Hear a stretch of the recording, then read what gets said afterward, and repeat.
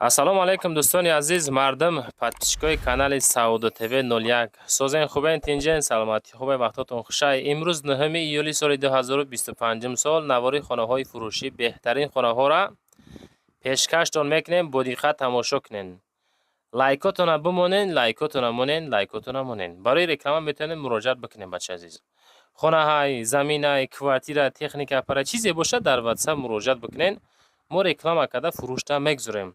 канали Саудо ТВ 01 бар шумо оиди фурӯши хонаҳо, мошино, кушодагиай пешкаш шумо мекунам. Фақат дар таги комментариё нависен аз куҷо то чанд сума, чанд сотиқ, чанд квадрат хона дар кор, замин дар кор пешкаш шумо мекунем. Аз рӯи комментҳои шумо навор мекунем. мақсад бачаи азиз, баъдан фикротона дар комментариё нависен дӯстони азиз. ҳатман ва ҳатман мо ба назар мегирем, навора сар мекунем.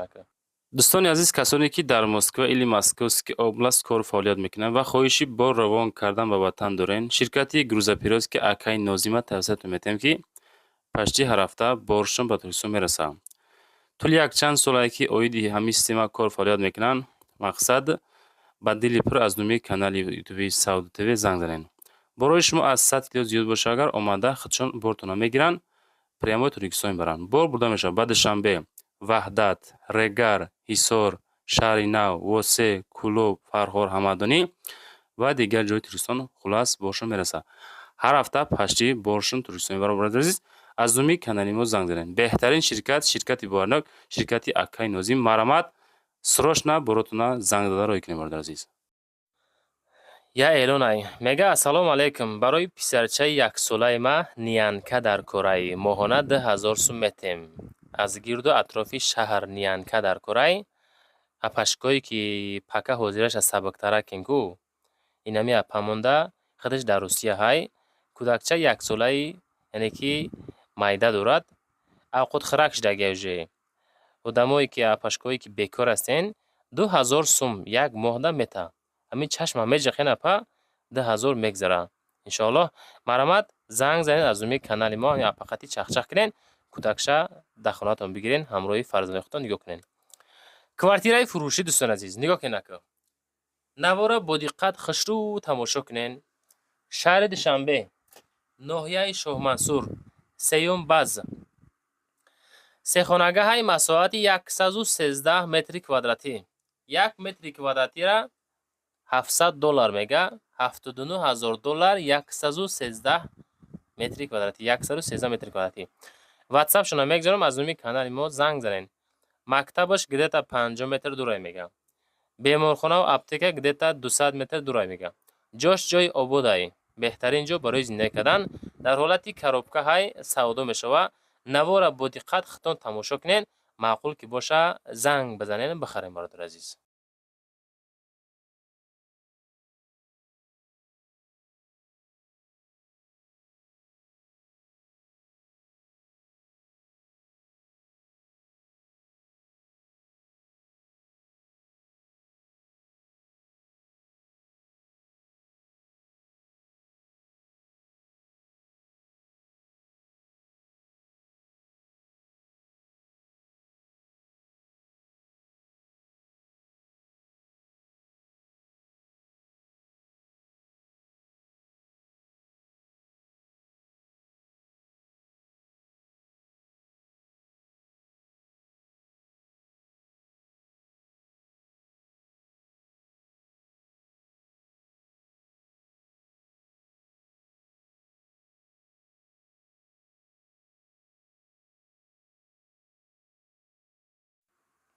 дӯстони азиз, боз квартираи фурӯшӣ ҳаст ки дар шаҳри Душанбе дар ноҳияи Фирдавсӣ маҳаллаи Шайнак.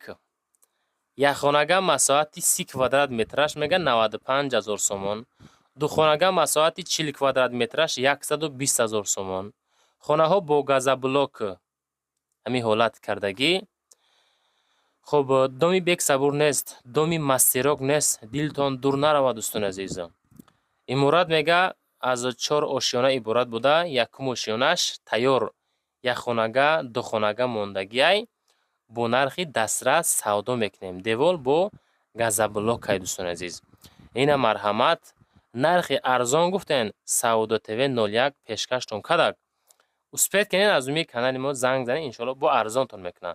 بهترین نرخ 95000 120000. این همی حالت تماشا کنین. بیشتر معلومات طریق رقم‌های واتساپ، طریق رقم‌های دستی از امی کانال ما مراجعه بکنید برادر.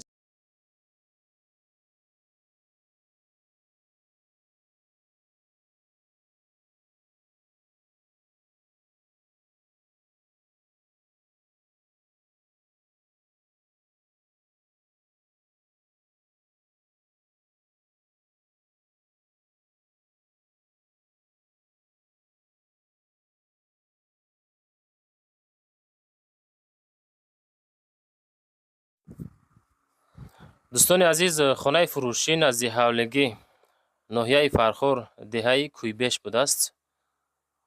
خب حوله با آب تامین شدگی نگاه کنین. آب در حوله سوید دارد. 6 سوتیخه بوده است. 5 حجرگه 295,000 سومان نرخش. علیشی به خانه ای که در دوشنبه باشه علیشی وریان داره. ریمونتوی خانه بعد از خشتوک کردگی. خانه را سال 2021 سال ساختیم تا این جانب زندگی کردستیم. به هم خاطر سودا میشوه. اینا نگاه کنین. از دوشنبه خانه باشه علیش میشوه به سوم 295,000 سومان. مسئله حجت ها همه 100% قانون و قاعدش خطی. زنگ بزنین مسیح کنین بگیریم برادر عزیز. لایک را مونین در کانال پادپیسات سکنین. 2 روز پس 3 روز پس نواری خانه ها میشوه. پشتی هر روزه نواری ماشین هم در کانال سعودت تیوی 01 گذاشته میشوه. ماشین خرا هم میتونین تماشا کنین بچه عزیز. خانه فروشی نزدیک حولگی در ناحیه دنغره در دهه گلوبود جماعتی 400 سه خانگه مساحتی 10 سوتیخ زمین 170,000 سومان نرخ. 2 تا رقمی واتساپ، 1 تا تاجیکستان 1 تا روسیه میگذاریم. زنگ میزنین. کوخنی بانیا دگدان خانه داره. آبش 100 متر دورتر سوید داره. 2021 سال ساختگی خانه را لوی دیوال با فوندامنتی خانه کلان بلندیش 120 تای میگه. تیار خانه ها ریمون داره. مکتب، مسجد، بیمارخانه، اپتیکا او خد دوری نیستای. حجت توقع قرار داره. کردیت نه پولی نخت سودا میشوه 170,000 سامانی. مرحمت دوستان، خداتان با زنگ زدن معلوماتی پرشه بگیرید.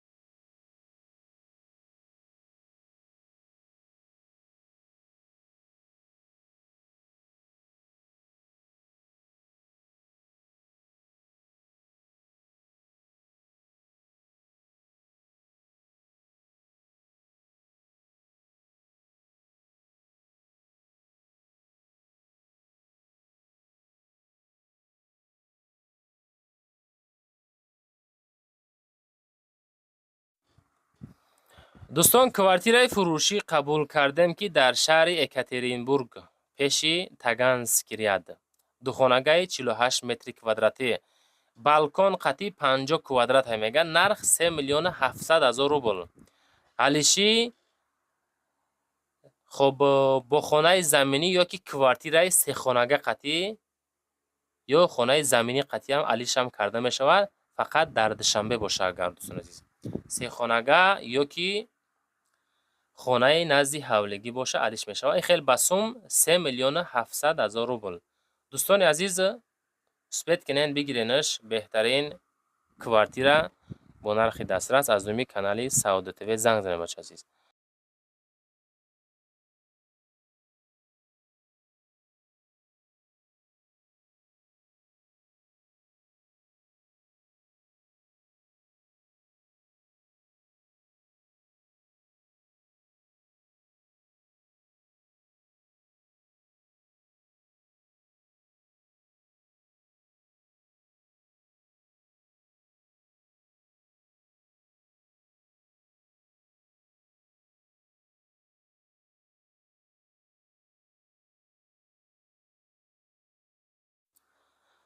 و دوستان باز خانه فروشی نزد حولگی در ماشین بازار بود است. ناحیه رودکی 350,000 سوم نرخ. چهارخانگه مساحت 2 سوتیق زمین. دو تا رقم است میگذاریم. میتونین زنگ بزنین معلومات پرش بگیرین. 350,000. حمام، کوخنی، کلیدور، پدول، حاجتخانه داره. 2 سوتیق زمین، 4 طرف محکم، 4 در خانه. نزدیکی شاهراه دوشنبه قرغان تپه. پیشین ماشین بازار. ترانسپورت هسته. بالنیسه، مکتب، مگزین، ابسویت رنگی همه جا هسته. ادوشیای خوب خانه ها را همه حالت سوختگی این مسئله آبش سودا میشوه. مدروی زندگی را سر میکنی. حجت ها 100% خانه ها با خشتی پخته ساختگی، فوندامنتش با قوت کردگی. آب داره. بسیاری نفرا میگه که این طرف آب نداره. گفتن میگیرن آب در حولی چه خیلی که خدام بده چشم دیده سم بچه عزیز. آب باشه سوید باشه زندگی شاهانه میشوه. معلوماتی پرشه زنگ زنن بگیریم برادر عزیز.